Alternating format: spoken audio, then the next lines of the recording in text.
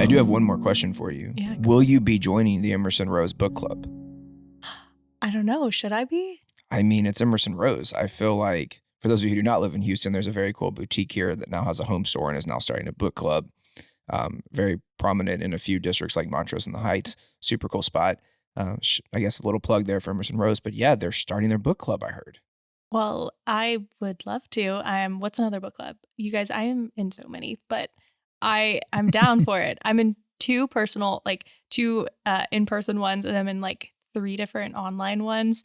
So yeah, if we're doing the math, that's already like 5 books a month that I'm reading, and I read more than that. So it's like, it's a lot. But you know what's another book club? And maybe maybe their book club pick coincides with another book club pick. Maybe hypothetically, I try to make that happen personally because I do that. But all of a sudden, you're reading one book for 5 book clubs. Yes. but you got to have a lot more conversations, as you said earlier. There's been some overlap where I'm like, I have my in-person one and we like talk about the book, and then I join an online one that's talking about it, and it's cool to see. I mean, the whole purpose of me starting a Bookstagram was that like I want to talk to people about books, right? Yeah.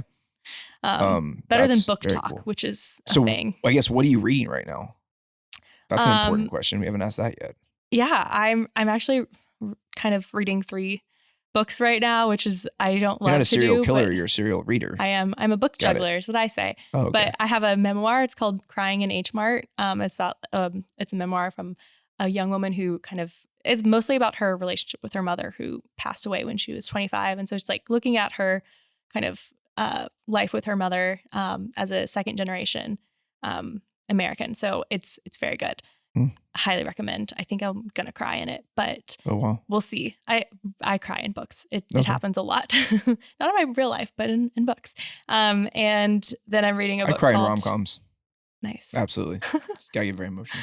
I'm reading a book called The Island of Missing Trees, which is kind of a historical fiction set in kind of 2010s and then jumping back to 1974, I think, in Cyprus, which is a time of political division between the Turks and the Greeks. And it's kind of like this Romeo and Juliet, this couple from different sides of the island, finding each other and falling in love and then dealing with the civil unrest. And one of the perspectives of the book is a fig tree. So it's a tree's perspective on both the more recent timeline and the past timeline. So good. So well written. I love figs. Yes, it's really good. And then the last one I'm reading is called Dava Shastri's Last Day. And it's about a kind of matriarch, millionaire, celebrity philanthropist kind of thing, who's dying and just decides that she's going to go out on her own terms and has a last day. I'm very early on in that one. So excited to see where it goes. But those are my 3 books that I'm like stressing about reading, and all 3 are for book clubs. So the pressure's on. Yes. Next episode, I want to ask more about like how you feel like that's shaping your mindset differently with the type of content that you're reading. So much. Even like I don't just read thrillers otherwise, because that would shape my mind too much. But like no, I love the fact that we have this world of fiction that can expose us to real worlds and real types of environments that people are living in. Like, did I know anything about Cyprus and the Turks and the Greeks in the 1970s before picking up this book? Absolutely not. So now I'm just like exposed to this whole new world. It's great. It's powerful. Reading is powerful. Reading is powerful. Do you audiobook as well, or you stick to the paperback? Yes. So I usually do my nonfiction on audio, but every once in a while I'll get like a book in both formats so I can listen sometimes and read the others. Yeah, that's cool. Scott, are you reading anything right now? I just finished The Amber Spyglass, which is the 3rd in his Dark Materials series. Cool. By Philip Pullman. Real interesting take on kind of traditional religion kind of views. And I'm a big fan of the HBO series that has two seasons that have dropped. The 3rd season is coming up end of this year. And so went and read the book. That is a rare piece of fiction that makes its way into my repertoire. I'm a big fan of industrial history. And so I find myself reading more boring kinds of things about like Rockefeller and JP Morgan and different kinds of things. But that one has been particularly interesting. And then I'm reading a book currently by a comedian, I forget his name, and the title of the book is When You're Engulfed in Flames, and it's just a series of essays that have sort of kind of a comedic kind of angle to them, and they're so they're real digestible and just a lot of fun. Yeah. Nothing too deep. Love it. Nothing too deep. Scuba gear on, like going deep. That's right. That's right. Sweet. Brad, are you reading anything? Dune right now. So So you'll be reading that for a while, right? Yeah, It's it's chunky. it is an interestingly written book. The style of writing is a little jolting at times with the pauses and breaks and pivots and spins and picking up and slowing down over timelines can be interesting. I actually went ahead and watched the first movie. I'm almost done with the first book at this point, but I finally stopped and watched the first movie just to get a little more context because I was starting to get kind of confused. I was like, there's a lot happening here and I don't fully understand it. So I was pretty happy that I at least checked out the first film. But my goal is to get through the series before the next movie comes out, which I'm pretty sure I'll be able to do. Yeah. And then I'm reading A Promised Land, Barack Obama's book, which I So love his good. voice, and I'm doing it on It's cool. Audio. Apple Books. But yeah, Yeah. I'm doing the audio version, and so it's been interesting just hearing like from someone's perspective things that I observed as a citizen of the country, like just how differently things might have been compared to how I perceive them to be. Something that's totally underappreciated Yeah. in terms of the I mean, like, trade-offs because like I that think are like made. honestly, that's been the most eye-opening thing is like we see as a society whatever we see on news or media or whatever it might be, good or bad, positive or negative. But then there's all this that happens that we never see or know about. All we see is like a quote unquote outcome. Right. But we don't see the decision process and what had to be sacrificed or gained in order for an outcome to occur. Mm-hmm. And then we still typically criticize the Yeah, outcome. we'll rail on the outcome. Yeah, and have even no though like idea. we probably wouldn't have done it any differently ourselves had we been in the situation, because it's a very complex system, and it's been very enlightening to say the least. Yeah. I'm almost done, and I'm super sad because I've learned so much. I heard that he was writing a sequel because it does not cover all four. Yep, I did too. I guess maybe 4 years and 4 years, but I don't know how he's dividing another it up, 500 pages. Yeah, no, I think that content. was so great because it, it humanizes the decisions that were made, and you're just like, oh. Like, yeah, and I mean, I'm not a super political person, like especially at that time in my life. Like I had no idea. Like I didn't really have much affiliation either way, and didn't pay a lot of attention to it. And so now, like reading it, you remember these moments and these pivotal decisions that happen in society. And you're like, whoa, like there was a human being who had to like make all those calls. Man, that's a tough job. Like that does not sound like fun. Yeah. Two that I've enjoyed that are in that same vein. Maybe if you're interested, as you wrap that one up, one's called On the Brink. Okay. Which was the financial crisis sort of during that same time frame. And Days of Fire, which was the Bush Cheney White House. Oh, wow. And so there's some pretty I saw some documentaries stories on that. I loved it. It was the Bush 41 documentary. That was amazing. That was really cool. I'm starting to really, I don't know. I feel like you can learn a lot from figures in the political government space. So I have another recommendation for you. Sweet. Let's bring them. It's called Both and it's by Huma Abedin, who is a longtime advisor to Hillary Clinton, like from Bill's administration to and on. And she's also was married to Anthony Weiner, and they have a son together. So that's cool. That is so good. It's very long too. I listened to it and she narrates it, but she's also, a second generation American. And so she has this, whole, and both of her parents are, oh gosh, it's been a while, but like the effect that's had on her, being a female political person, like that side of things. Yeah. It's very good. And then it tackles her marriage to cool. Anthony Weiner, and that scandal and being in the spotlight. Oh, I'm sure. Yeah, I heard. I studied at Texas A&M University. I guess a whoop is in order. I'm not a very committed Aggie these days. You said I'm probably less than a 2%er, whatever that might be. But all that said, I really enjoyed Robert Gates' book as well because he was president of the university while I was there, and then I think got called into service. Yeah, that would have made sense.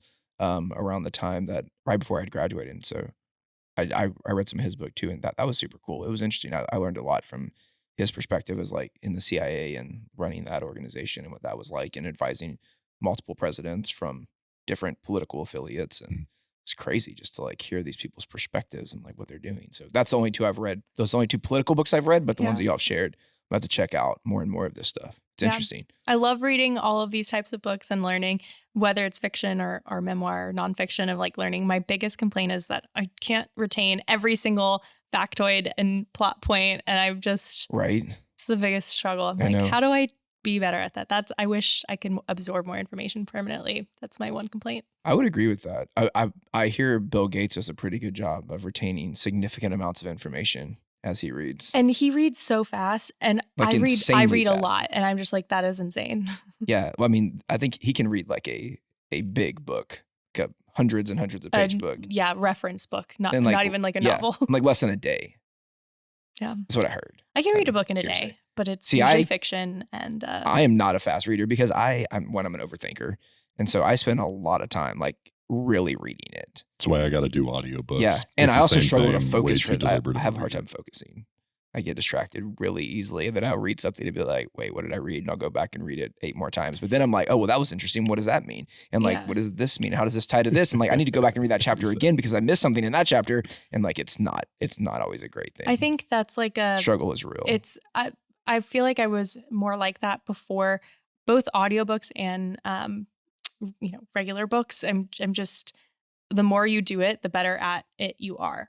You know what I mean? Yeah. So it's definitely that thing. So like repetition, when people are like, I can't listen memory. to audiobooks because I get distracted. I'm like, yeah, but if you do it enough, you won't, I promise. Like you just gotta, start somewhere kind of thing. See, I've thought about listening to audiobook and reading the book at the same time to like help me focus more. I really recommend it because it's both, but I don't do them at the same time, but like I'll get I was thinking versions. At the same time, like read the book while I'm listening to it. You can, but like, and then I can't get distracted, right? I know, but I read way faster than audiobook narration, even like at high speeds. And then I'm like, I'm just distracted because that's not actual words at this point. That's true. So I read faster than that part is true. Yeah, you're definitely going to read faster than you're going to listen to someone talk. Yeah, that's I can a good listen point. to an audiobook at like 2 times speed and still be retaining it. But when I read at the same time, I'm reading faster than 2 times speed. Yeah, no, I cannot do the multiple speed. I do not enjoy it. They sound mousy and weird. Sky loves to listen to podcasts and audiobooks at like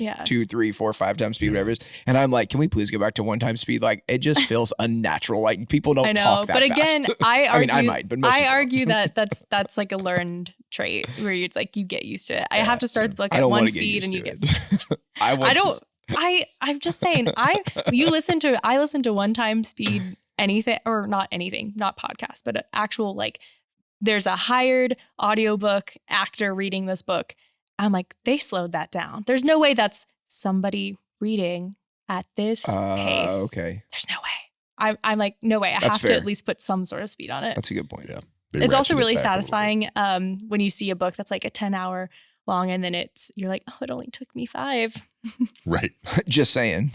I finished twice as fast because I put it on 2 times speed. So boom. Yeah. Hello. And quiz me. I know it. I got this. Read every page. On wrap. I read Listened every to every chapter. And then I went back and read it again. And I read it twice in the same time it took you, Brad, to read it once because you do it 1 time speed. Yeah.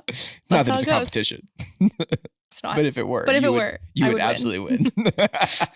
And I'm okay with that. I'm not a super competitive person, so it's all right. It just reminds me, my oldest got into the Harry Potter series a while back, and she read all of them multiple times and then got to the point where she was timing herself to read them.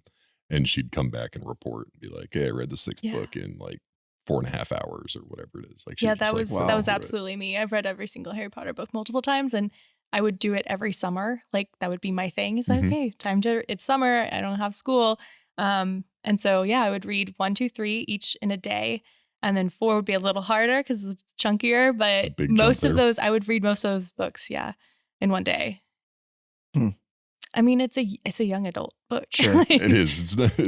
And you like essentially have it memorized at a certain point. I didn't do this like several years running, but I did it a few years back to back where it was just an escape into Harry Potter world, which is so great. There was one time I finished a book pretty quickly. It was Redeeming Love by Francine Rivers. And I like fell in love with this story. And like it's based on the book of Hosea in the Bible. And it takes this like really cool positions in like the 1800s. And it's just about like unconditional love of like two humans and how it like takes them on this insane kind of journey, which actually I think just got turned into a film. It's pretty cool, like a Hollywood type movie. So I'd love to see the movie. But that book I did. I laid in bed one night and I read like almost, and it's a pretty sizable book. I read like over half the book in one night, and I was like, this was incredible. But I also like would take a romantic comedy over a thriller any day. So that's probably why I loved it so much. Yep. Reading is great. I love when people say, oh, I read this book and it was super fast. I'm like, okay, sign me up. I'm down. There's like an immediate connection Yeah. you can kind of dig into. Yeah. It's Chronicles of fun. Narnia always stands out for me. One of the games we designed in 900 Pounds was inspired by Chronicles of Narnia. I've still never finished the series because I didn't want it to be over. I loved it that much. Yeah. It was a favorite. That one's a bit of a challenge because it is sort of like bounces around and there's kind of it's not a linear experience. Yeah, it's not. I think that's why clearly I like the non-linear ones between Dune and I've got some recs for you. Yeah, I like the. We'll post Natalie's book recommendations in the show. We can just post her Instagram. I know, right? Well, no, but I do have all like the recommendations. Yeah, I feel like I'm the type of person who like gets really obsessed with a book, and then it's like my life's work is to convince everybody to read it. So I definitely have some of those now. Great, send those to us as well, and we will point them. We'll point everyone to your amazing Bookstagram, which is a great term. I don't know if you coined it, but it's I did not. Term. Absolutely not. Okay. This world has existed for a long time. There's also a Book Talk, which is TikTok. Book influencers. I don't know. Do they read to you? Micro reading. That's another thing. Like the difference between Instagram and TikTok of like the different ways of approach. But yeah, it's the youths. I would say a more youthful group that is a little more creative in how they talk about books. Maybe you can help introduce me to TikTok and help me understand it because I do not. I find it I don't think overwhelming. you need. I think that's the thing is that you don't need. I mean, if you're trying to navigate it from a content creation, I don't know how to tell you to go about that. But just as a consumer, just as a consumer, just like dive in. And I guess maybe I need to. And like the put your fate into TikTok and they'll present. I also just don't spend a lot of time with pop culture. Oh yes. Oh my gosh. Set a timer. You get a lot. I mean, it's the first time I downloaded it, I was literally, I'm not proud of this, but like 5 hours and it was like one of those things where I was like, I'm not doing anything, so may as well. And it was just like, I was obsessed with like how funny this content is. And like, you get like a person dancing every once in a while. You just like keep scrolling or whatever. And then just people ranting about their life. That's hilarious. I don't know. It's just the parallel experience in my mind was like, I forget, I was probably in like high school or middle school or whatever, like when satellite TV first came out and there was like 900 channels or whatever. And like, you just sort of like channel surfing, like on steroids. And there's nothing on. And there's nothing on. And we're doing air quotes for anyone listening to this only on the audio version. TikTok is kind of like channel surfing. Mine feels like this kind of like mindless, like 2 second like little thing. You get TV Land, ESPN, like you're just like all over the place. Yeah. It's really hard. There's no like bookends to it. I'm not a TikTok generation, but I'm a Vine generation and like YouTube generation, where it's like that kind of energy of like, I mean, just mindless. So, I don't know why I am this way. I don't know. I don't spend a lot of time on social media at all. I just don't. Me either. Overly.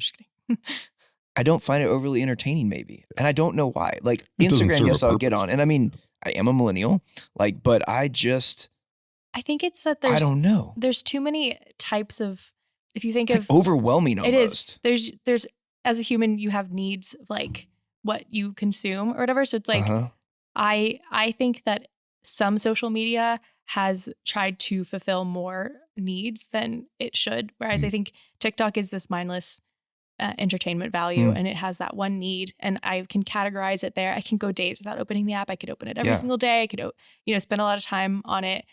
It just depends on what my need is. But like, I do think Instagram, it's like connecting with your friends and seeing what they're up to. following celebrities and seeing what they're up to, getting information about the city you live in, maybe, or, news outlets you follow. There's so much. And I think that's super overwhelming. And I don't like that. I don't like that there's so many different things on it. So there's a lot of times where I'm like, I have multiple accounts, obviously. So like, I'll just go to one account to catch up with my friends and spend my time on another account to like see what books I should be reading and everything. But I think it's a very blurred line now. And like, it's funny, since the pandemic, I have found myself like really in this place where like just no interest in social media or very little at best. I don't know. And I've been wondering why, because I would say pre-pandemic, I was probably more engaged and more interested, at least with Instagram. Facebook, I haven't touched in like 11 years. I got very overwhelmed with all the content being put on there. And I was just like, there's so much happening on here. I'm going to step away. And I've heard it's changed a lot. You got to be purposeful about at your that engagement time. with well, because and also I was on Facebook when it was only for people with .edus, and it was a very different Facebook. I felt like there was more, I don't know, discourse. It was more stimulating. It wasn't as mindless as I think it may have become. I mean, I'm not here to like crush Facebook. I have nothing against Facebook whatsoever. I just personally kind of was like, this is overwhelming. I'm going to step away. And I kind of did the same thing since the pandemic with all social media, not on purpose. It wasn't like I was like, I'm going to not use social media as much. It was just like the most natural kind of like slow fade away. And then as a matter of fact, we had a photo shoot at the studio the other day, and the photographer, she was probably in her like 50s. And she came up to me and she said, Brad, I was like, yeah. She said, your phone's been here for 8 hours and you haven't checked it once. She was like, and you're a millennial. It's like, how have you not been like just like glued and addicted to your device?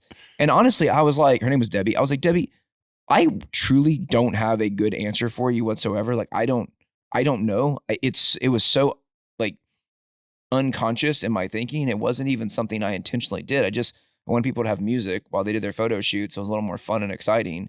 And so I just kind of did. I mean, I guess I have my watch if like I need something, or like Sky needs to get a hold of me. But I guess I'm kind of glad. It feels a little liberating. It's like my truck getting stolen and not rebuying a vehicle.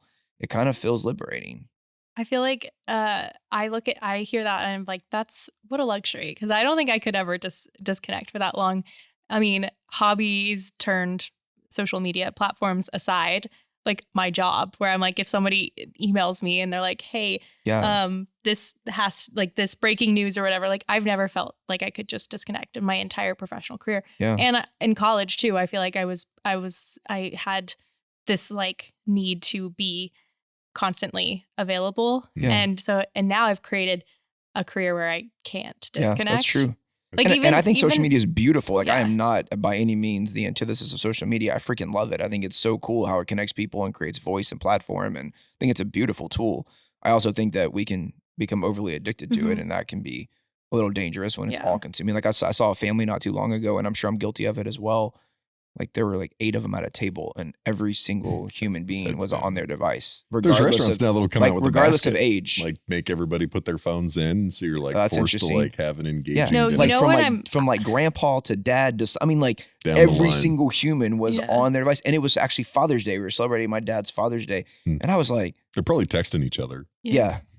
I don't know. It made me a little sad. Like I was like, oh, like we're at a table together. It is really fun. I mean, I know I'm bad at that too, but like I'll hang out with my mom one-on-one and she'll be on her phone, and it's like I know what she's doing is important. She's not just like mindlessly scrolling while I'm there, but I'm just like, I don't get a lot of time with you one-on-one and like hanging out and doing something we're interested in, and I'm just like, and she'll be like posting our photo onto Facebook kind of thing, and I'm like, I know that's what you want to do. It's like what you're in this it's like moment, super sweet, but it's great. But I'm like, I'm kind of annoyed, and I'm just like, or maybe it's work or something for her too, and I'm just like, oh, the tables have turned. I see now. It stings a little bit. Yeah, but I just think it's like, you can have your cake and eat it too with that world. Just like be intentional when you put the phone away. Yeah, it's super important. No, the kind of content I love music, I love podcasts. That's what I really enjoy. I love audiobooks. Like, so maybe that's more where I get a lot of my content from. And I love reading like articles. I will read articles all night long. I'll just sit there and read. I'll Yeah. just sit on Innovation Map all night long. And Hey, just we read. have And we have the just- scrolling thing where it's like just you read open your one articles. article and you can keep scrolling, and it's the best thing ever. And they all count for page clicks. So we just call it the infinite scroll, right? yes, Dopamine is just all in it. It's beautiful. yeah. All right. Well, we should probably wrap up. This is We'll wrap for real. Well, we wrapped think- initially. I think it was 103. We're now Yeah, at we 128. So we wrapped 25 we minutes crossed ago. an hour, so So we wrapped 25 we'll- minutes ago, technically. We'll do some movie magic but to we make were all it digestible. we were all escaping our phones, I think, and just hiding out from. Exactly. Yeah, It and does kinda amazing feel what like happened. that. We had a conversation. So beautiful. It was a lot of fun. Whoa. We'll Covered have a lot the of ground. super episode that's available. I feel bad for the guys that are going to cut the 4K footage because I'm sure it's going to be like a terabyte, but it'll be all right. That's This why we has have been the a lot of cloud. fun. Exactly. Super Awesome. fun. All right. Well, wrapping up, Natalie, super, super exciting to have you on Curiosity with us today. Beautiful conversation, touched on everything and more than my heart could have ever desired and hoped for. So thank you so much for being here. Thank you for having me and letting me rant and ramble. Until next time.